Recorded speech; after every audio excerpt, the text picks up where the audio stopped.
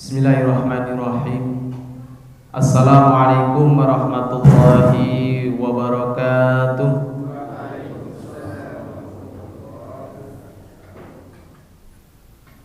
Alhamdulillahirabbil alamin, nahmaduhu wa nasta'inuhu wa nastaghfiruh wa na'udzu billahi min shururi anfusina wa min sayyiati a'malina, may yahdihillahu fala mudilla lahu wa may yudlilhu fala hadiya lahu. Asyhadu an la ilaha illallah wa asyhadu anna Muhammadan abduhu wa rasuluh. Qala Allah ta'ala fi kitabihil karim, a'udzu billahi minasyaitonir rajim. Bismillahirrahmanirrahim.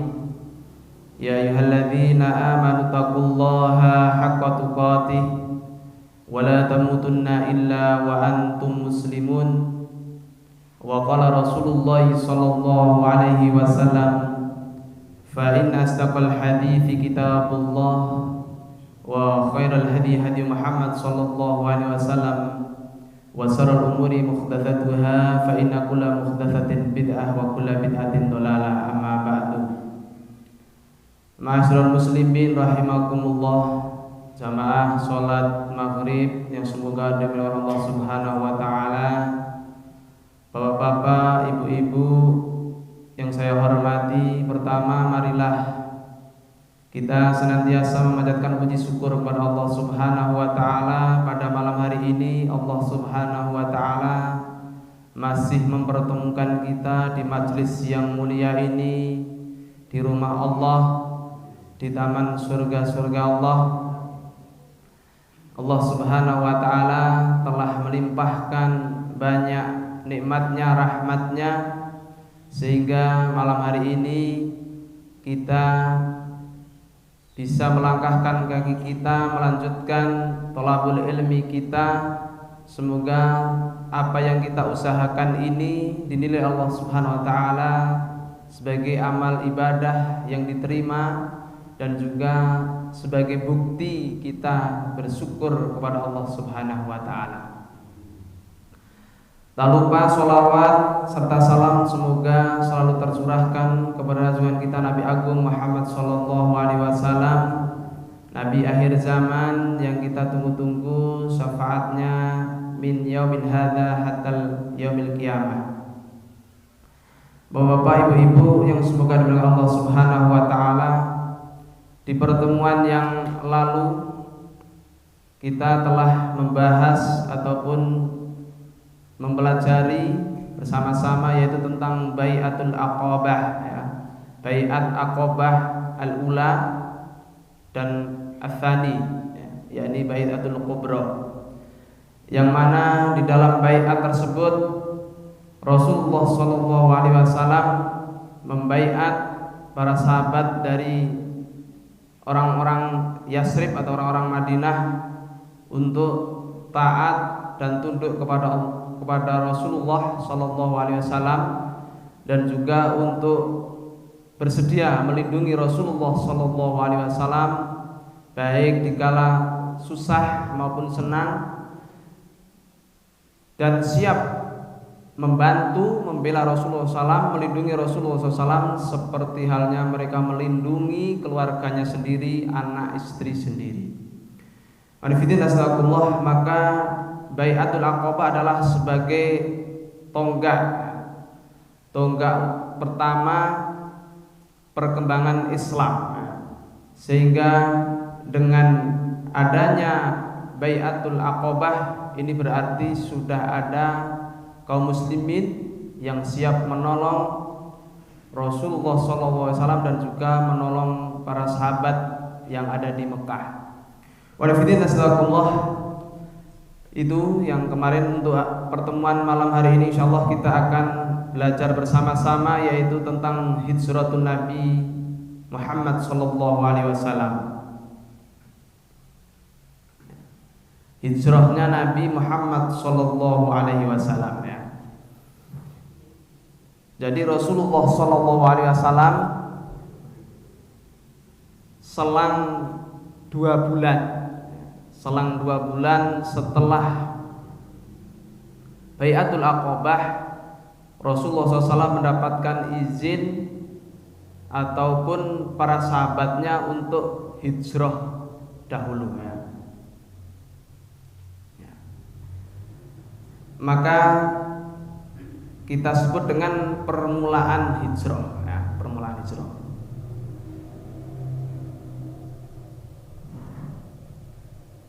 Siapakah yang pertama kali hijrah ya? Ternyata yang pertama kali hijrah adalah Abu Salamah dan keluarganya. Justru Abu Salamah ini hijrah setahun sebelum Bai'atul Aqabah Kubra atau Bai'atul Aqabah kedua ya, yang kemudian disusul oleh istri dan anaknya. Ini ceritanya Abu Salamah ini sangat menyedihkan ketika hijrah ya, ketika hijrah. Jadi Abu Salamah dan Ummu Salamah beserta anaknya berniat untuk hijrah ke Madinah atau ke Yathrib dulu ya. Kemudian mereka berdua setelah bertekad untuk keluar dari Mekah, mereka berdua sampai di luar dari kota Mekah, jadi sudah keluar Mekah. Kemudian mereka dicegat ataupun dihadang oleh keluarganya Ummu Salamah ya. Keluarganya Ummu Salamah tidak mengizinkan kalau keluarganya itu dibawa oleh Abu Salamah ya. Kamu silahkan urus urusanmu sendiri, kami tidak rela jika keluarga kami juga ikut kamu. Akhirnya Ummu Salamah ini dibawa oleh keluarganya dan juga anaknya ya. Kemudian Abu Salamah pergi hijrah sendirian ya. Di tengah perjalanan Ummu Salamah ini didatangi oleh keluarganya Abu Salamah. Keluarganya Abu Salamah juga tidak terima kalau Abu Salamah dan Ummu Salamah ini dipisahkan. Oleh karena itu kami tidak rela kalau di antara kami atau di antara keluarga kami diperlakukan seperti itu ya. Oleh karena itu keluarganya Abu Salamah mengambil anaknya Ummu Salamah ya. Anaknya mau diambil. Wah, ini repot kan. Tadi setelah mau hijrah di pertengahan jalan, misalnya di Temanggung ya, sudah mau keluar dari kota Temanggung, dicegat, dipisahkan dari anak istrinya, akhirnya hijrah sendiri. Nah, setelah dipisahkan ini gantian ini anak sama ibunya dipisahkan ya. Karena keluarganya Abu Salamah tidak rela, akhirnya rebutan ini antara keluarganya Abu Salamah sama Ummu Salamah ini rebutan anak. Nah, karena nggak rela, karena kalau anak itu masih ikut bapaknya ya, jadi keluarganya bapaknya nggak rela, diambil anaknya, rebutan, eneng-enengan ya. Akhirnya dibawa oleh keluarganya Abu Salamah. Maka sejak itu Ummu Salamah itu terpisah dari suami dan anaknya. Bayangkan ya, suaminya di negeri lain ya, kemudian anaknya dibawa oleh mertuanya atau keluarga suaminya, anaknya.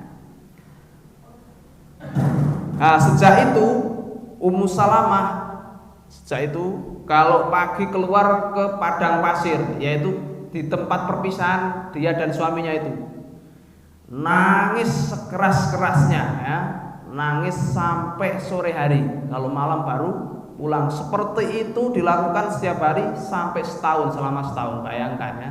Karena apa? Karena sedih ditinggal suaminya, pisah sama anaknya. Kalau masih ada anaknya kan masih ada hiburan ya, ada yang menemani ya. Ini ditinggal semua, dipisah. Setiap hari nangis, pokoknya pergi ke padang pasir, nangis sekeras-kerasnya. Kemudian kalau sudah malam pulang ke rumah. Nah, kalau di sini ada orang seperti itu, wah kayak sudah kurang waras, mergane ditinggal bojone. Ya memang iya, bagaimana kesedihannya ya. Kemudian ada salah satu pamannya dari Abu Salamah melihat Ummu Salamah ini setiap hari seperti itu, iba, kasihan. Akhirnya mereka membujuk keluarganya ya, agar diizinkan untuk menyusul suaminya. Oleh karena itu Ummu Salamah kemudian diizinkan untuk menyusul suaminya, kemudian mengambil anaknya untuk dibawa hijrah ya. Nah, oleh keluarganya Abu Salamah diizinkan karena apa? Karena memang anaknya mau dipertemukan dengan ayahnya. Oleh karena itu Ummu Salamah kemudian pergi hijrah ke Madinah sendiri sama anaknya tok, nggak ada yang ngantar. Baik keluarga dari suaminya atau keluarga dari dirinya nggak ada yang ngantar. Ya.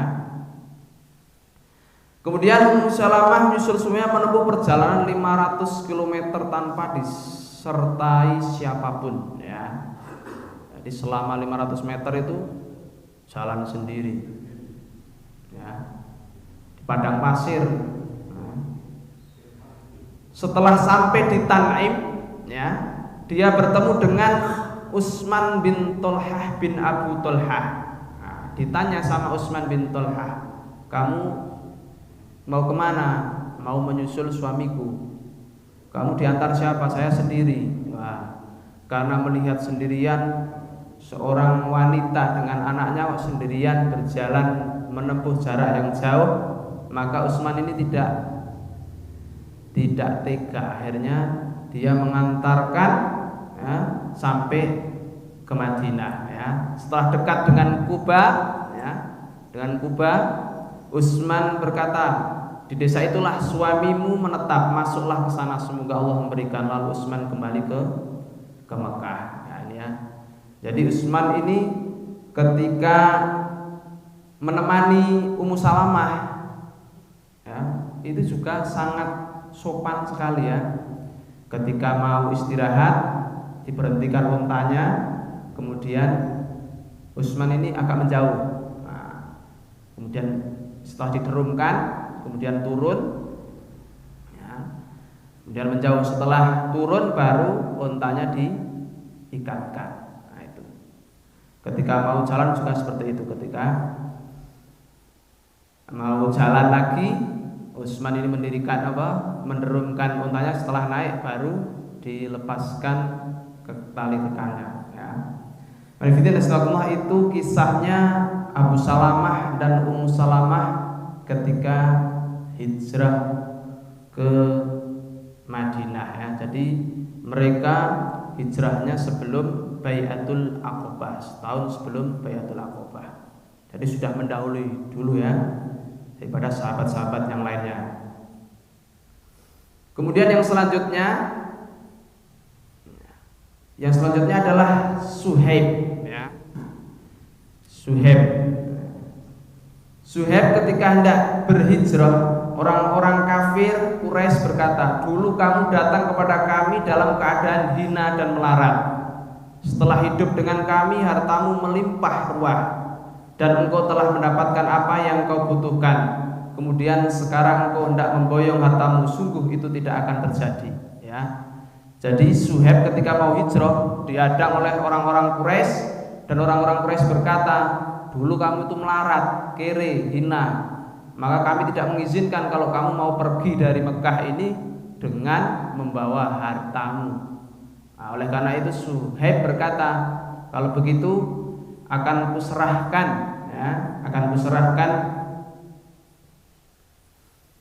hartaku kepada kalian, apakah kalian akan membiarkanku? Nah, maka mereka berkata, baiklah ya. Jadi itulah gambaran para sahabat berhijrah itu tidak mudah, tidak mulus. Dulu pas hijrah ke Habasah juga sembunyi-sembunyi, ketika hijrah ke Madinah atau ke Yasrib juga sembunyi-sembunyi. Kalau sampai ketahuan juga mereka ditahan, nggak boleh ya, tidak boleh.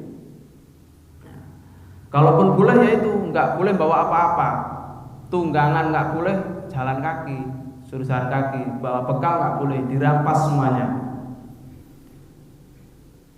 Kemudian yang ketiga Umar bin Khattab, Iyas bin Abi Rabi'ah, dan Hisham bin Al-As.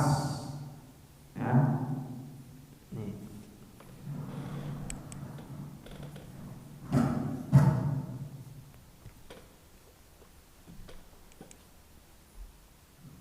Umar bin Khattab ya, berjanji atau janjian sama Iyas dan Hisham, besok kita bertemu di lembah ini ya, kita hijrah bersama-sama ya. Akan tetapi Umar bin Khattab dan Iyas ini sampai ke lembah yang mereka janjikan, tetapi Hisham ditunggu-tunggu enggak nyampe. Ternyata Hisham ditangkap oleh kaum Quraisy, ditali kemudian dimasukkan ke ruangan atau di penjara ya. Disekap Hisham. Nah, kemudian kalau Umar bin Khattab nih hijrahnya unik. Yang lainnya itu sembunyi-sembunyi, kalau Umar bin Khattab itu terang-terangan. Ya, ketika mau hijrah, Umar bin Khattab mengambil pedangnya, mengunduskan pedangnya, yang kanan kirinya dan nyangklong busur panah. Nah, di sebelah kanannya bawa anak panah dan tombak.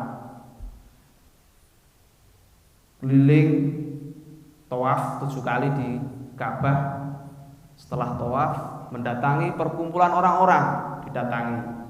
Siapa yang ingin ditangisi oleh ibunya dan siapa yang ingin besok atau nanti istrinya menjadi janda dan anaknya menjadi yatim, saya mau hijrah hari ini, temui saya di lembah sana, ayo hadapi aku.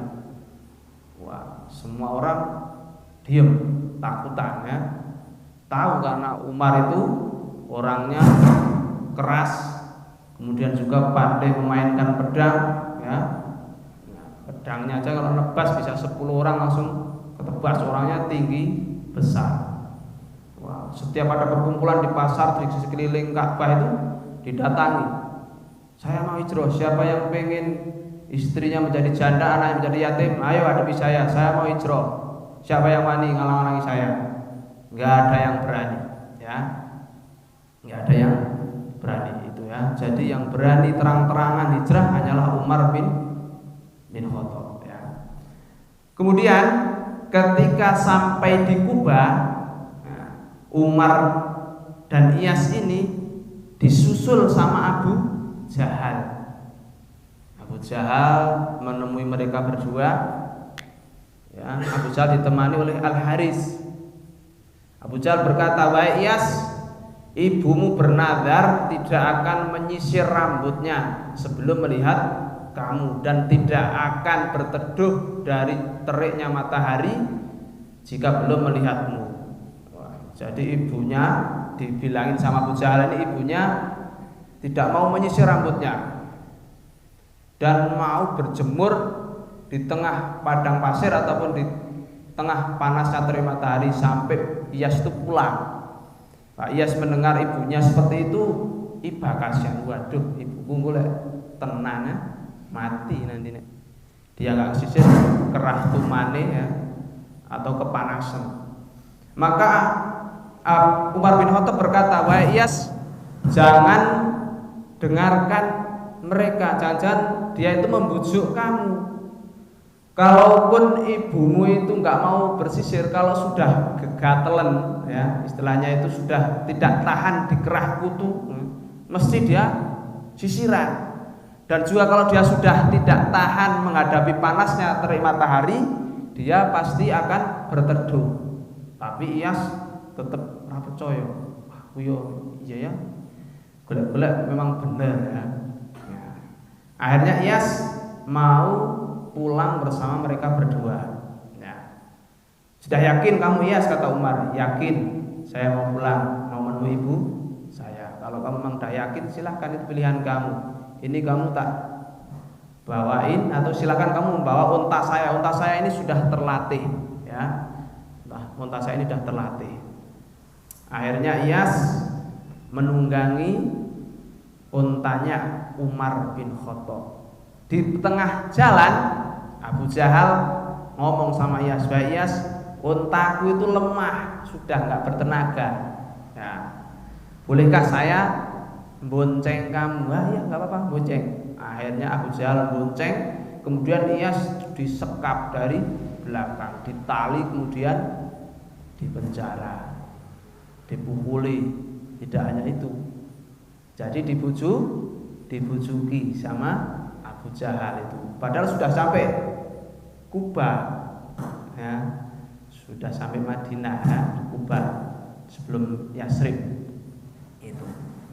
Anifidin astagfirullah, itulah 3 gambaran ya. Tadi cuma 3 ya, tadi disebutkan dalam buku Raihul Maktum. 3 gambaran bagaimana para sahabat itu berhijrah. Jadi mereka hijrah ke Madinah itu tidak mudah ya. Mereka harus sembunyi-sembunyi, harus sampai tidak ketahuan oleh kafir Quraisy. Kalau ketahuan ya itu, kalau nggak dirampas ya disiksa, ditahan. Sehingga dalam waktu 2 bulan ya, jadi kerentil ya, berhijrah sendiri-sendiri ya. Ada yang rombongan, pokoknya bersembunyi-sembunyi. Selang 2 bulan para sahabat yang di Mekah semuanya sudah hijrah semuanya ya. Jadi memang setelah Baitul Aqabah ini Rasulullah SAW mendapat isyarat agar para sahabatnya untuk berhijrah ya. Jadi tempat hijrah kalian adalah sekarang di lembah di antara yang banyak pohon kurmanya, yaitu di Yasrib. Oleh karena itu para sahabat hijrah. Melihat para sahabat sudah berhijrah, Abu Bakar juga sudah siap-siap mau berhijrah. Abu Bakar, wah ini tinggal saya. Jadi yang belum hijrah tinggal keluarganya Abu Bakar dan keluarganya Rasulullah Shallallahu Alaihi Wasallam. Setelah itu Abu Bakar sama Rasulullah dilarang, kamu jangan hijrah dulu, nanti dulu. Nah, apakah saya harus menemani kamu wahai Rasul? Ya, nunggu izin dari Allah Subhanahu wa Ta'ala ya. Jadi Rasulullah SAW itu tidak langsung hijrah, masih nunggu izin dari Allah Subhanahu wa Ta'ala ya. Anifidin astagfirullah, itulah gambaran awal permulaan hijrah para sahabat ya. Nah, setelah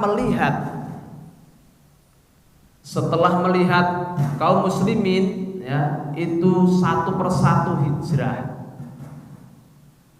wah, kaum Quraisy ini mereka berpikir, waduh kalau begitu ini bahaya ya. Bahayanya bagaimana? Kalau mereka itu berhijrah, kemudian nanti Islam berkembang di Yasrib di sana, maka kita nanti akan diserang balik, akan dibalas, karena setiap harinya selama ini kita memusuhi mereka. Di samping itu, jalur perdagangan utama adalah kita kan biasanya dagangnya ke Syam. Jalur utamanya adalah lewat Yasrib atau lewat Madinah. Maka kafilah dagang kita kalau tidak aman, karena kita bermusuhan dengan mereka, maka keamanannya tidak bisa kita jamin. Maka ini sangat bahaya. Maka kita harus mengambil tindakan ya. Oleh karena itu mereka berkumpul ataupun mereka mengadakan musyawarah di Darun Nadwah ya. Darun Nadwah. Darun adalah rumah, Nadwah artinya perkumpulan ya. Jadi Darun Nadwah adalah di sini ya. Ini Mekah, Ka'bah, kemudian di sebelah baratnya Ka'bah. Ini adalah dulu memang dibuat ya oleh mereka, yaitu ini rumahnya Qusay bin Kilab. Ya, Qusay bin Kilab itu kakeknya Nabi yang ke-5. Qusay bin Kilab di sini memang dibuat rumah atau tempat pertemuan untuk membahas suatu hal yang penting. Nah, ini di Darun Nadwah ini. Nah, karena itu mereka berkumpul di Darun Nadwah ini untuk memutuskan bagaimana menghadapi kaum muslimin dan bagaimana menghadapi Rasulullah SAW. Nah, ini kalau gambarannya, kalau dulu belum ada bangunan, berarti di sini ya, sebelah baratnya Ka'bah. Nah, di sini ya, di Darun Nadwah.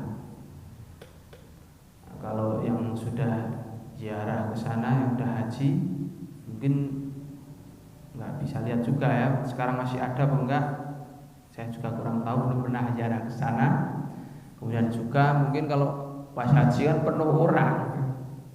Nah, penuh orang. Tahu ini. Disinilah letaknya Darun Nadwah, tempat perkumpulan mereka.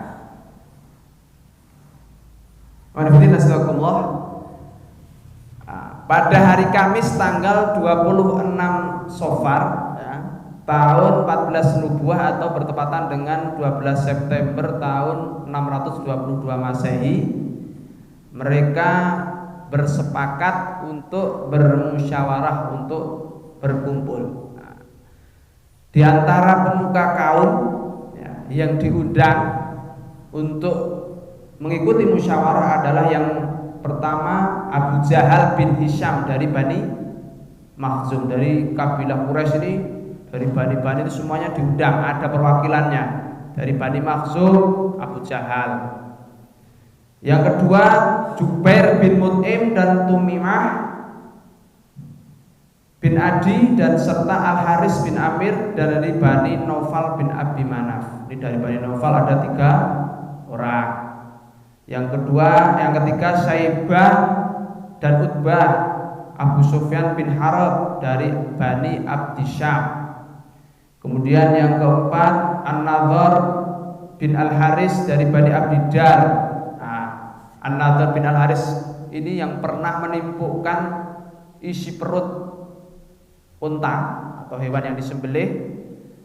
Nyembelih unta, kemudian diambil isi perutnya, ditimpakan atau dibroke di punggung Nabi Muhammad SAW. Ini Nadhr yang pernah berbuat seperti itu.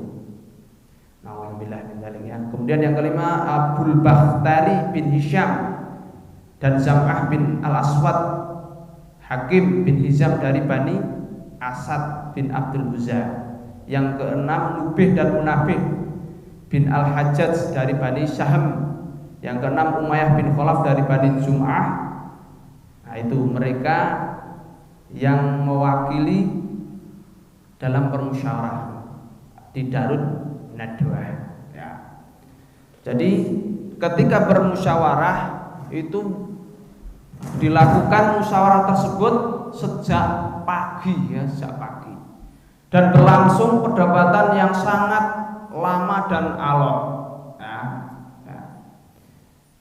Jadi sebelum mereka bermusyawarah itu ternyata ada seorang kakek-kakek tua atau bapak-bapak yang tua yang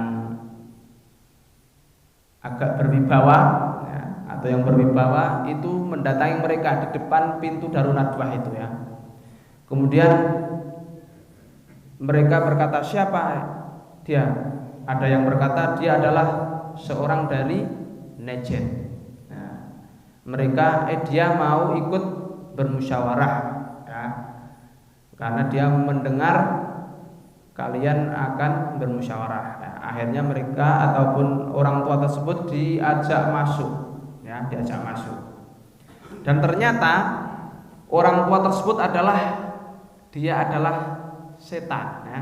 Setan yang menjelma menjadi orang tua yang ingin memberikan usul nanti ketika bermusyawarah. Wanifidin asalakumullah. Kemudian orang tua tersebut berkata, ya, silahkan siapa yang mau usul. Ya. Yang pertama usul adalah Abul Aswad. Dia berkata kita usir dan enyahkan dari kita. Ya.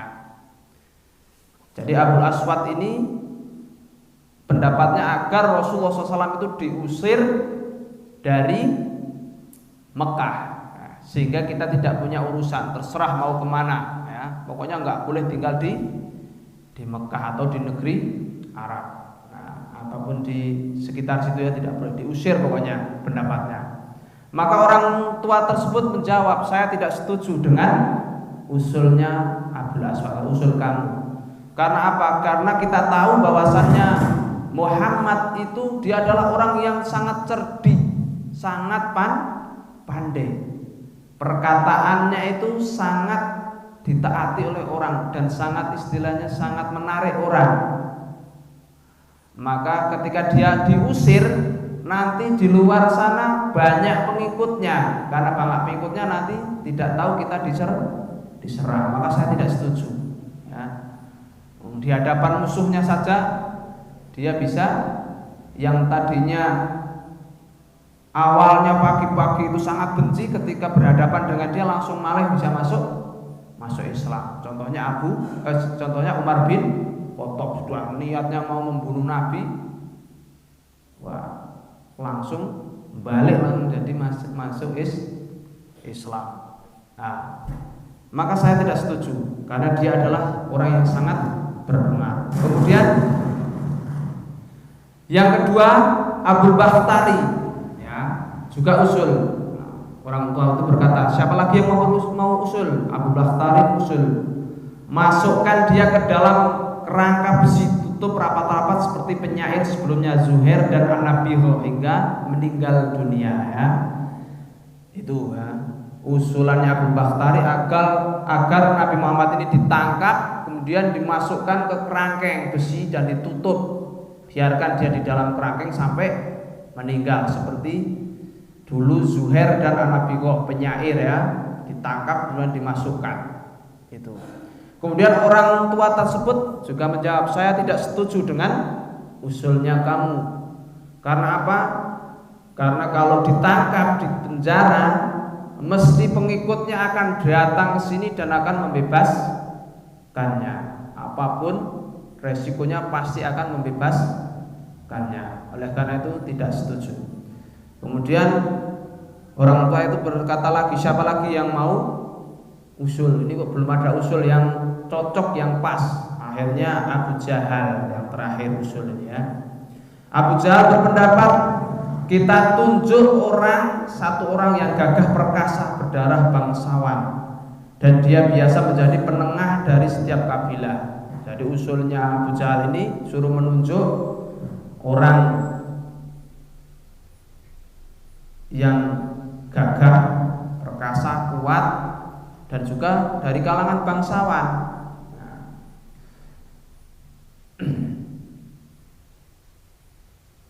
Jadi tidak hanya satu orang, tapi setiap kabilah itu usulnya Abu Jahal untuk ditunjuk satu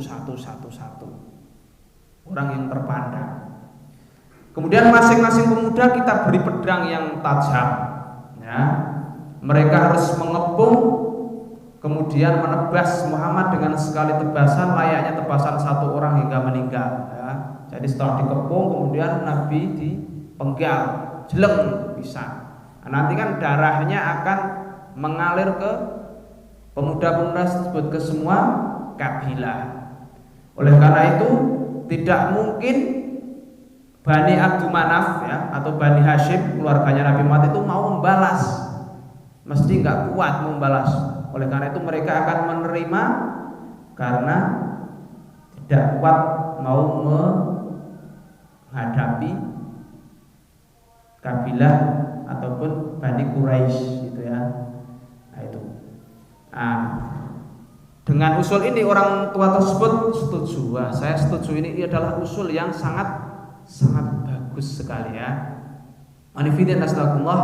Jadi itu hasil dari rapat ya, di Darun Nadwah. Itu bahwasannya mereka bersepakat untuk membunuh Nabi Muhammad SAW, yaitu dengan cara setiap kabilah diutus satu orang ya, pemuda yang gagah, yang perkasa, dan juga orang yang terpandang ya, pemimpin ya. Sehingga ketika nanti membunuh Nabi itu tidak ada tuntutan atau balasan dari Bani Hashim atau Bani Abdi Manaf. keluarganya Nabi, menerima, wes kalah dia ngalahin gitu ya. Manfidin astagfirullah, itulah rencana busuk mereka untuk membunuh Nabi Muhammad SAW, yaitu dengan cara dikepung, setelah dikepung nanti dibunuh bareng-bareng.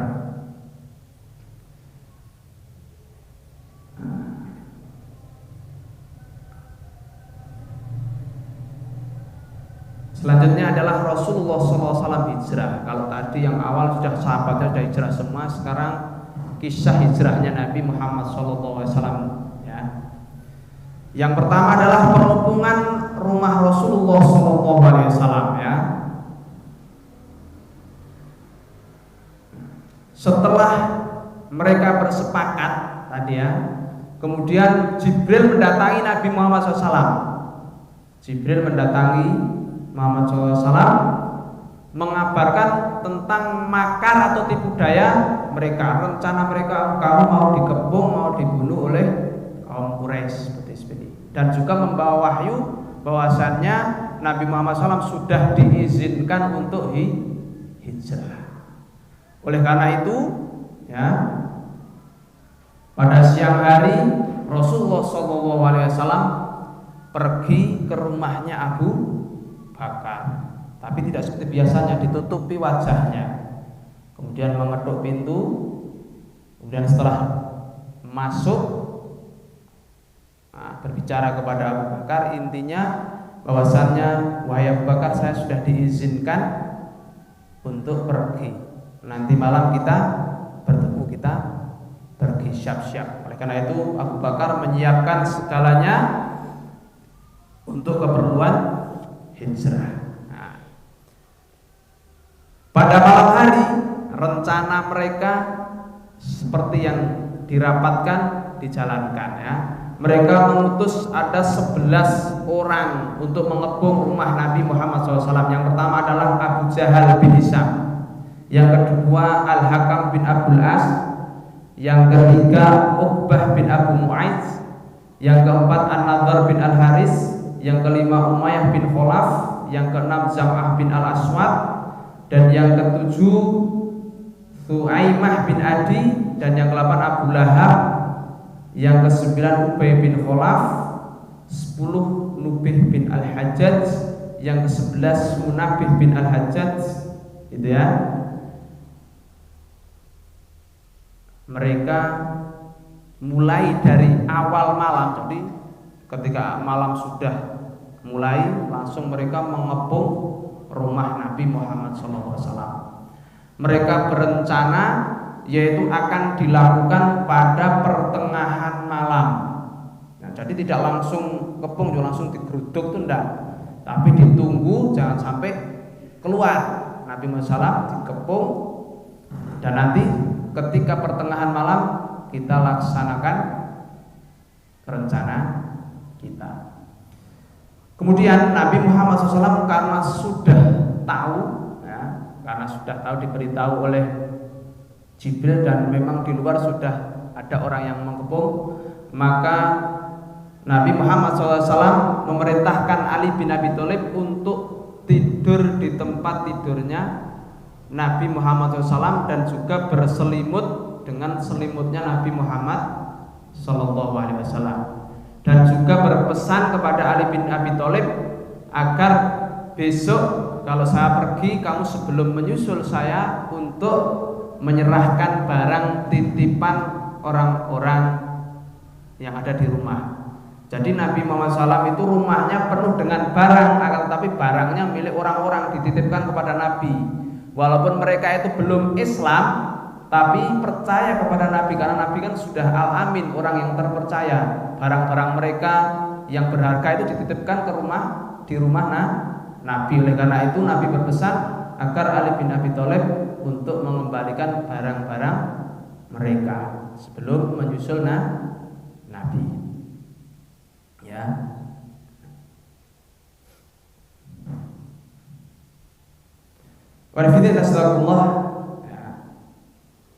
Ternyata rencana mereka gagal ya. Wa yang kurubikal ladzina kafaru liyuthbituka aw yukhrijuka aw yaqtuluk. wa yamkuruna wa yamkuru khairul makirin ya. Ketika orang-orang kafir membuat tipu daya, berencana liyusbituk, untuk menangkap kamu, untuk membunuh kamu, untuk memenjarakan kamu, bahkan untuk liyukhrijuk, untuk mengusir kamu. Wa yamkuruna wa yamkurullah, mereka itu membuat tipu daya, tetapi juga Allah mempunyai tipu daya. Wallahu khairul makirin, dan tipu daya Allah itu lebih baik. Nah, jadi mereka berencana begini-begini, tapi juga Allah itu sebaik-baik membuat tipu daya untuk melawan tipu daya mereka.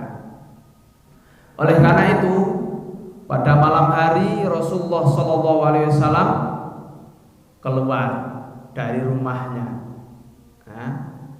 keluar dari rumahnya. Akan tetapi mereka tidak bisa melihat, dibutakan matanya oleh Allah ya.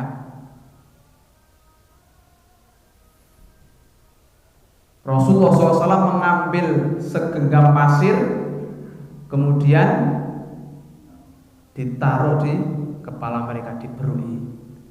Mereka tidak melihat. Inilah ya, wa makaru wallahu khairul makirin ya. Tidak bisa melihat. Rasulullah SAW keluar menuju rumahnya Abu Bakar ya, menuju rumahnya Abu Bakar, menemui Abu Bakar ya. Kemudian mengajak Abu Bakar keluar dari pintu belakang menuju, nah ini ya, tepatnya pada malam hari tanggal 27 Safar tahun 14 Nubuwah, menuju rumah temannya sejati yaitu Abu Bakar, meninggalkan rumah dari pintu belakang untuk meninggalkan Mekah secara tergesa-gesa, jangan sampai fajar menyingsing. Beliau berjalan menempuh 5 mil ke arah Gua Thur ya. Jadi Nabi Muhammad SAW keluar berjalan 5 mil jalan kaki ke Gua Thur. Nah, mereka bersembunyi di gua selama 3 malam, yaitu malam Jumat, malam Sabtu, dan malam Ahad. Ya, ini ya. Warifidin astagfirullah ya.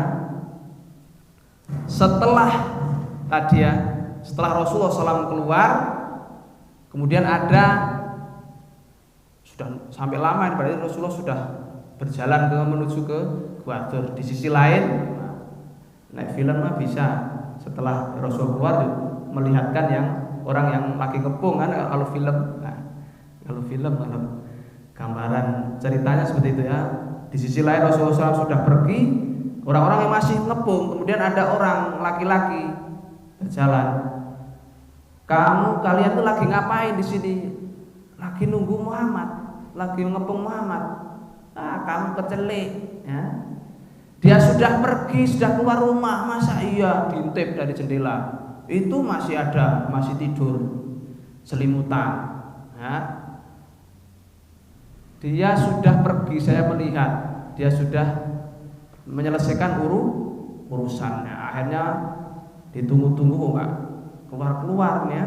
Didobrak pintunya, ternyata yang di dalam adalah, setelah dibuka matanya ketika mau dibunuh, ternyata Ali bin Abi Thalib. Mereka kecelek, ketipu ya.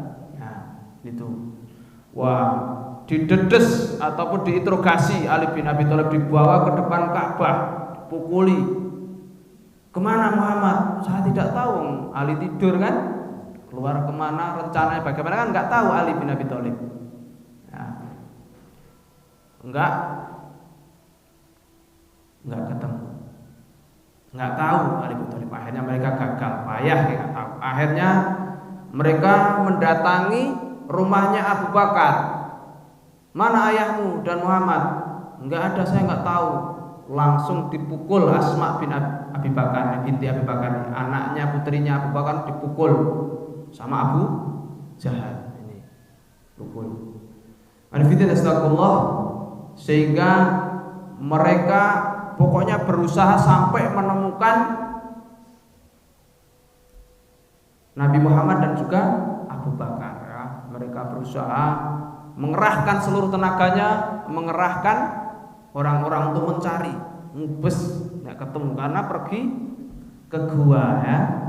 Nah, di gua Rasulullah SAW dan Abu Bakar ya, ketika sampai gua,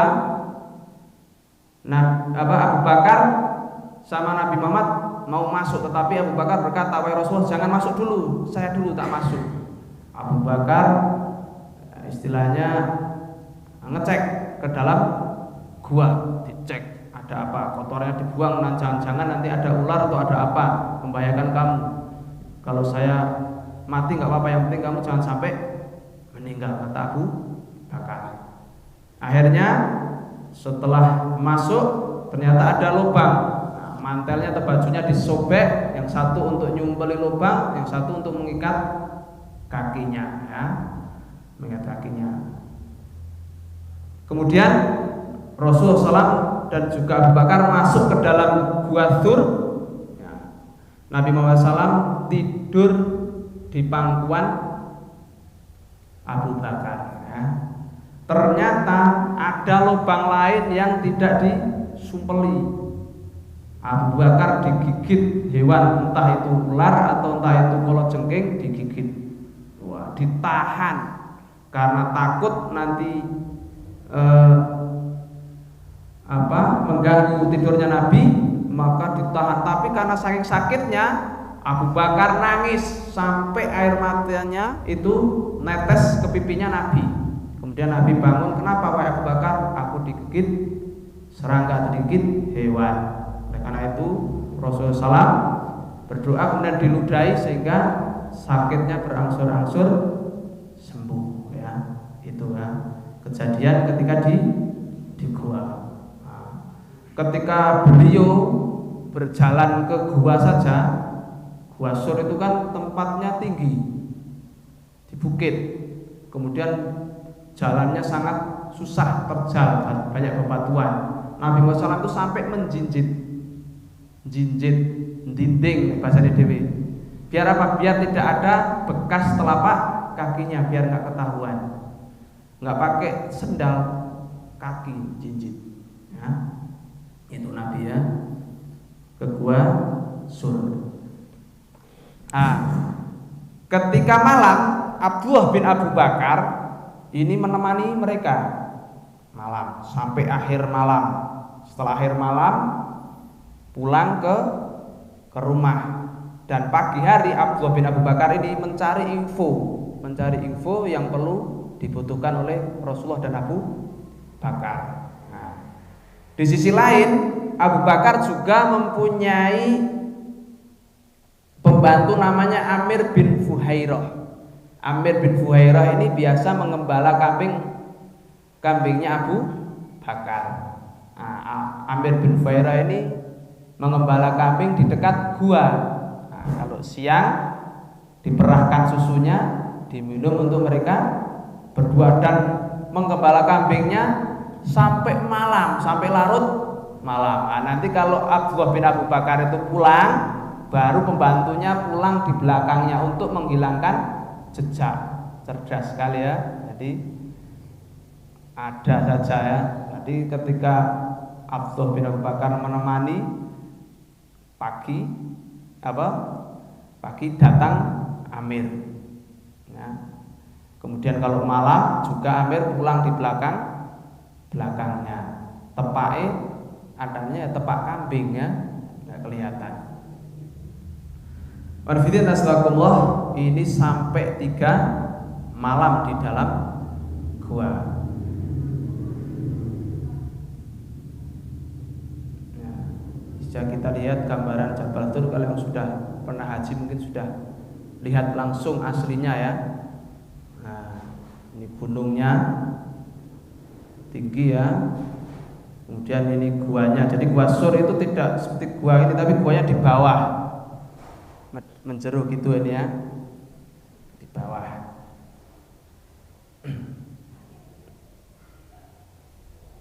Wadifidin astaghfirullah.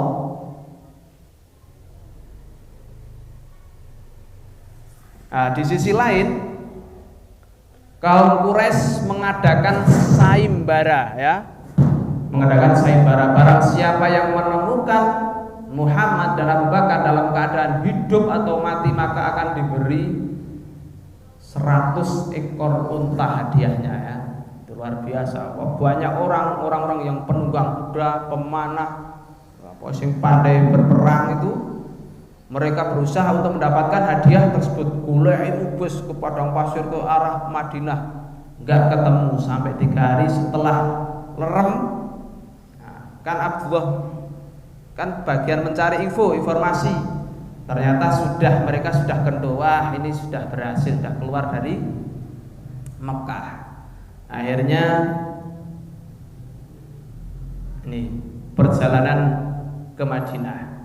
Akhirnya mereka berdua mengupah Abdullah bin Uraikid sebagai penunjuk jalan ya. Jadi Rasulullah SAW dan Abu Bakar ini memerintahkan Abdullah bin Uraikid sebagai penunjuk jalan. Padahal Abdullah bin Uraikid ini adalah orang yang masih musyrik, belum masuk Islam, tetapi Rasulullah dan Abu Bakar percaya kepada orang tersebut bisa diandalkan. Dia tahu jalur mana saja dan dia orangnya amanah, tidak akan membeberkan rahasia ini. Luar biasa, walaupun orang musyrik tapi mau membantu Nabi menjadi penunjuk jalan.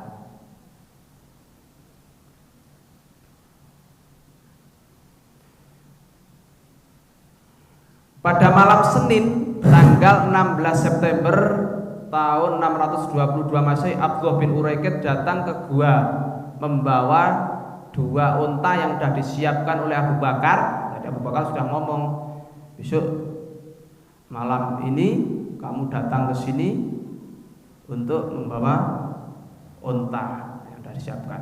Abu Bakar menyiapkan unta yang bagus untuk Nabi ya.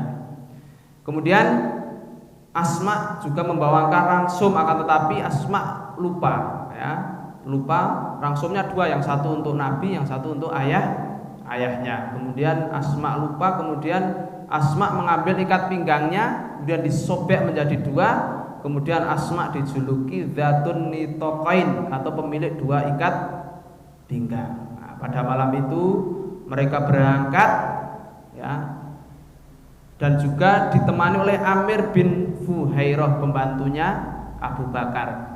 Tidak hanya sama Abdullah bin Uraikid tapi juga sama Amir bin Fuhairah ya, ketika hijrah. Pertamanya berjalan ke arah selatan, ke arah Yaman ya. Berbalik, kalau mungkin Madinah itu ke arah utara, jadi Madinah kan ke arah utara. Utara berarti ke arah desa saya itu ya, ke Gembawang sana. Justru malah ke arah selatan ya, ke arah selatan ya, ke arah Yaman ya, ke arah Yaman sampai ke arah barat ke pesisir Laut Merah. Baru setelah sampai jalur pesisir maka baru ke arah utara. Ini ya, jalur yang dilalui oleh Rasulullah SAW adalah Uswan, dataran rendah Amaj ya, sampai dataran rendah Mekah, sampai dataran rendah sampai Uswan, kemudian dataran rendah lagi ke Amas, ke Kudaid, ke Al-Harar, Thaniyatul Maroroh. Nah, ini ya, ini jalur yang dilalui ya. Kita lihat, nah ini jalurnya yang hijau ini ya. Jadi ini dari Mekah ini ke Gua Sur sini ya. Kesini kan ke arah Yaman sini. Kalau ini kan ke arah utara ke Madinah sini ya. Nah, tapi Rasulullah mengambil arah balik arah di sini, ke selatan, ke Gua Sur, ke selatan sampai ke sini pinggir pesisir. Nah, baru jalan. Jadi lewat jalur yang tidak pernah dilalui orang. Kalau biasanya orang dari Mekah mau ke Yasrib, Madinah kan lewat ini yang merah ini ya. Sini. Ini jalurnya berlawanan. Sini. Ini tadi yang disebut-sebutkan ini ya. Nih. Sampai ke Al-Arad sampai ke Kuba ini. Nah, ini jalur hijrahnya Nabi Muhammad SAW. Nah, kalau yang Arabnya ini kurang jelas tulisannya memang. Nah, beberapa kejadian di tengah perjalanan. Jadi ada kejadian-kejadian yang menarik ketika di perjalanan ya. Yang pertama yaitu diriwayatkan oleh Al-Bukhari, diceritakan oleh Abu Bakar ya. Jadi perjalanan pada malam itu ya, pada malam Senin ya, itu perjalanannya non-stop sampai siang hari. Dilakukan non-stop sampai siang hari, tengah hari ya, siang hari. Di tengah jalan itu ada batu yang besar. Nah, yang sebelahnya itu kesinaran matahari, yang sebelahnya bisa untuk berteduh. Mereka istirahat di sana berteduh. Kemudian Abu Bakar meniup-niup Nabi supaya rotok dingin. Kemudian Nabi tidur, bisa tidur. Nah, tiba-tiba ada datang penggembala kambing di tengah-tengah padang pasir. Mendadak ada penggembala kambing. Nah, ini gak bisa dilihat ibrohnya. Mungkin itu batunya yang malaikat yang jekunuh. Penggembalanya juga bisa malaikat gitu ya. Nah, kemudian Abu Bakar berkata, kamu penggembala milik siapa? Milik penduduk Madinah atau milik penduduk Makkah ya. Jadi adakah kambing yang bisa diperah? Ada. Bisakah kamu bisa memerahkan? Bisa. Silahkan tiup. Kemudian ditiup susunya. Kemudian penggembala itu memerahkan kambingnya. Diperah, ambil susunya, kemudian diberikan. Kemudian Abu Bakar ngambil air untuk wudhu dan juga untuk susunya itu ya. Ketika mau disodorkan kepada Nabi, ternyata Nabi masih tidur. Kemudian Abu Bakar menunggu sampai Rasulullah SAW bangun. Setelah bangun disodorkan, kemudian dituangkan air biar agar dingin susunya, kemudian minum. Setelah itu Nabi berkata, ini sudah waktunya untuk melanjutkan perjalanan. Kemudian melanjutkan perjalanan itu di tengah-tengah pada pasir. Mendadak ada orang bawa kambing ya. Ini pertolongan Allah tidak disangka-sangka. Kemudian Abu Bakar biasanya itu membonceng Nabi di belakangnya Nabi ini ya. Nabi di depan, kemudian Abu Bakar membonceng. Padahal Abu Bakar adalah syekhun ma'ruf, orang yang sudah terkenal, banyak orang terkenal, kenal dengan Abu Bakar. Di tengah jalan ditanya, wahai Abu Bakar, huwaman, dia siapa? Warajulun yahdini, dia adalah penunjuk jalanku. Dia adalah seorang yang menunjuki jalan. Ngerti nek wong yo sebagai penunjuk jalan, tapi maksudnya Abu Bakar adalah yang menunjukkan dari jalan yang sesat menuju jalan yang benar. Nah, ini jenenge ilmu balaghah mantik jenenge. Ngomong tapi nang atine ora tidak yang dimaksudkan, tapi orang maksudnya lain. Jadi ini strategi untuk keamanan ya. Jadi di waktu-waktu yang bahaya itu bisa pakai mantik atau seperti itu. Atau ketika Nabi ditanya, kamu dari mana? Kamu asalnya dari apa? Dari air. Nah, air kan banyak air kan tafsirannya. Kemudian yang ketiga, kejadian yang ketiga, ketika perjalanan mereka dibuntuti Suraqah bin Malik ya. Jadi ketika Rasulullah SAW itu berjalan menuju Madinah, itu tidak ada orang yang menemukan mereka ya, kecuali cuman Suraqah bin Malik. Tiba-tiba ada seorang yang menemui Suraqah, padahal Suraqah waktu itu berkumpul dengan kaumnya, berkata, wahai Suraqah, saya tadi melihat di pesisir sana itu ada orang yang melakukan perjalanan, itu mesti Muhammad. Wah, karena Suraqah ini adalah penunggang kuda dan sangat haus ataupun sangat menginginkan hadiah 100 unta, maka Suraqah menyelinap dari kaumnya. wah itu paling ya orang berdagang.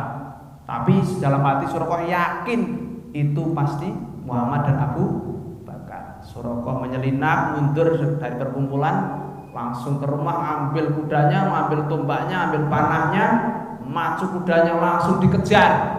Sudah kelihatan dekat, tiba-tiba jatuh terperosok kudanya. Bangun lagi, dikejar lagi, sampai dekat, jatuh lagi. Yang ketiga kalinya, wah, sudah terperosok, sudah gergeden kan Suraqah, digebuki jalannya atau kudanya dipukuli biar bangun. Setelah bangun yang ketiganya terperosok sampai dalam sekali ya. Wah, sudah berusaha dipukuli sampai keluar. Wah, ketika Suraqah mau mengambil anak panah, mau memanahkan, dia berpikir, wah tidak bisa, keadaannya itu nggak bisa ini, karena nggak jelas ya. Nah, ketika naik lagi, dikejar lagi, terperosok lagi, dan yang terakhir ini disertai dengan adanya angin ataupun bertaburan debu. Suraqah sudah ketakutan sambil mendengar bacaan yang dibaca oleh Nabi Muhammad SAW. Amir bin Fuhairah dan Abu Bakar sudah noleh-noleh, waduh nih ada yang ngejar, kita dalam bahaya. Tapi Nabi tidak menoleh ya. Akhirnya setelah itu Suraqah sudah tahu bahwasanya dia tidak mungkin bisa membunuh Nabi, karena Nabi dilindungi oleh Allah. Akhirnya Suraqah berteriak, tunggu saya. Akhirnya Suraqah memacu kudanya, mendekati dan berkata, jangan apa-apakan saya. Suraqah itu mengira mau dicelakai atau mau dibunuh ataupun mau diapa-apakan oleh mereka, karena Suraqah sendiri mereka berempat kan, kalah kalaupun dilawan aslinya.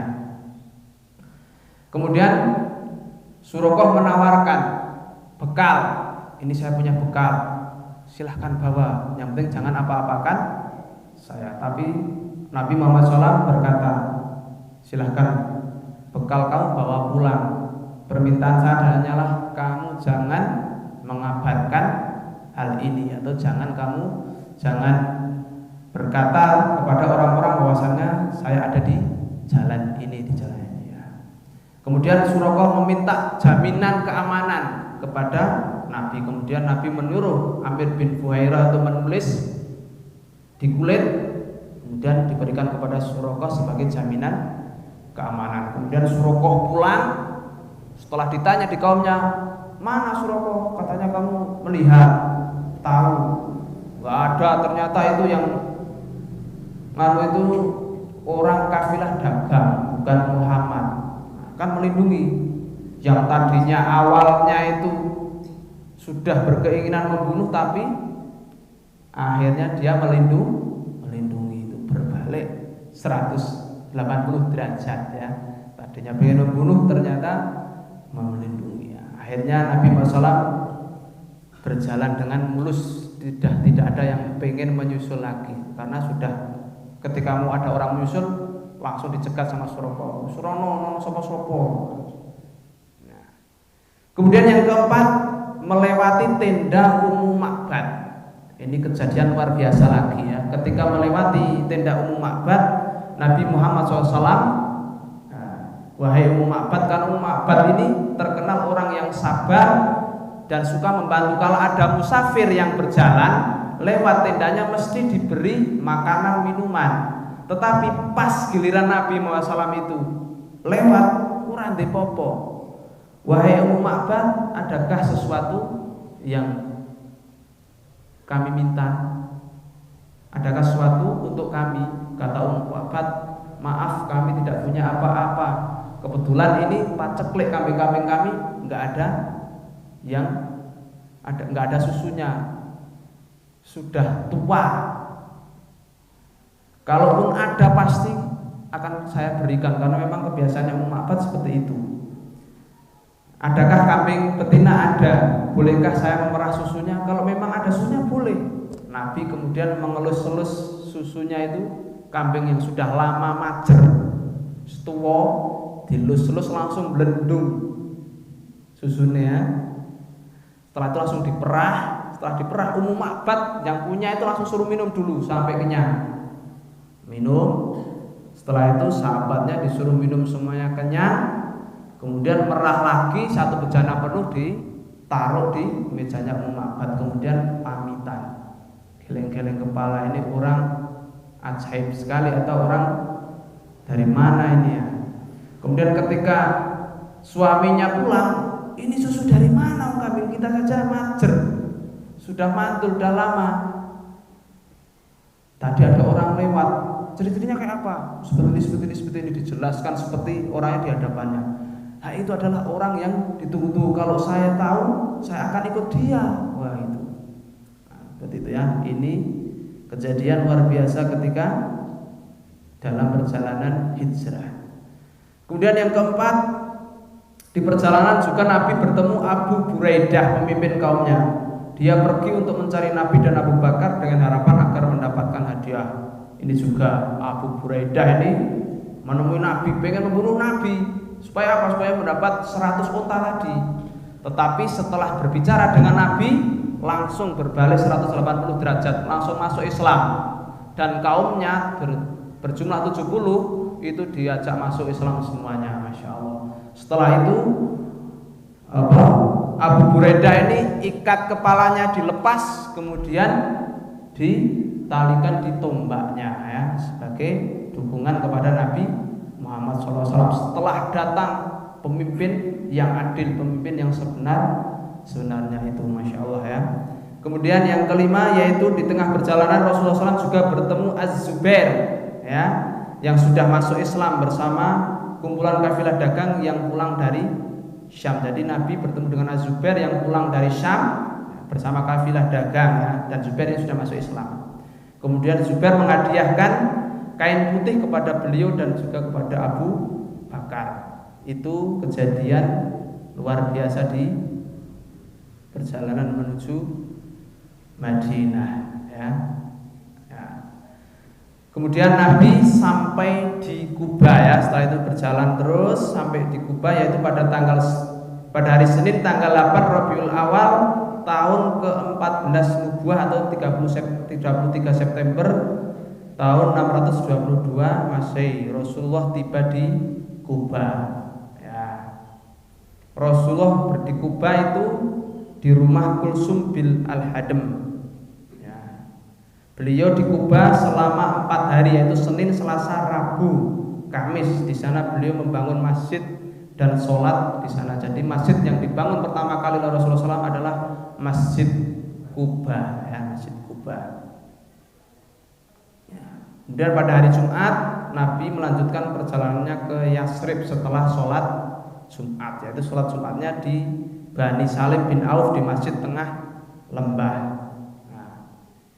Ya, nah ini Masjid Kuba dulu, ini mungkin ini yang sekarang ya, Masjid Kuba yang dibangun oleh Rasulullah SAW. Nah ini, jadi ketika orang-orang Madinah atau orang-orang Yasrib itu mendengar Rasulullah sudah keluar dari Mekah, mereka itu menunggu-nunggu setiap hari, setiap pagi pergi ke tengah padang pasir, tengah tanah yang lapang melihat, dia orang teko-teko, nah. Sampai sudah panas, mereka pulang masuk ke rumah. Pada suatu kali ada seorang Yahudi naik ke atap. Ternyata dari atap kelihatan titik-titik dari kejauhan. Wahai orang Arab, itu kakek kalian yang sudah ditunggu-tunggu sudah datang.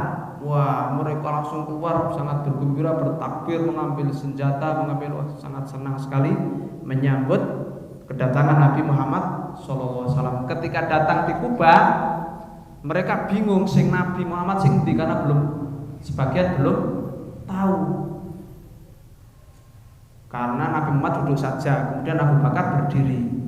Ini sing Nabi Muhammad yang mana ya? Walaupun mereka menyalami ya, tapi belum tahu Nabi Muhammad yang mana. Setelah kelihatan Nabi Muhammad itu kepanasan, kemudian Abu Bakar mengambil mantelnya kemudian dikudungkan di kepalanya, oh baru tahu ternyata itu yang Nabi Muhammad Sallallahu Alaihi Wasallam. Kemudian itulah perjalanan Nabi Muhammad SAW ke ke Madinah atau hijrahnya Nabi Muhammad ke Madinah. Ya, mungkin cukup ini pertemuan pada malam hari ini. Semoga kita bisa mengambil ibrahnya, mengambil manfaatnya dan pelajarannya, bagaimana perjuangan para sahabat, bagaimana perjuangan Nabi Muhammad SAW ketika hijrah ya. Jadi tidak mudah ya, penuh halang rintangan dan strategi. Kurang lebihnya mohon maaf. Kita tutup pertemuan pada malam hari ini dengan baca alhamdulillah dan doa penutup majelis. Alhamdulillahirabbil alamin. Subhanakallahumma wa bihamdika asyhadu an la ilaha illa anta astaghfiruka wa atubu ilaik. Kurang lebihnya mohon maaf. Bila taufiq wal hidayah. Wassalamualaikum warahmatullahi wabarakatuh.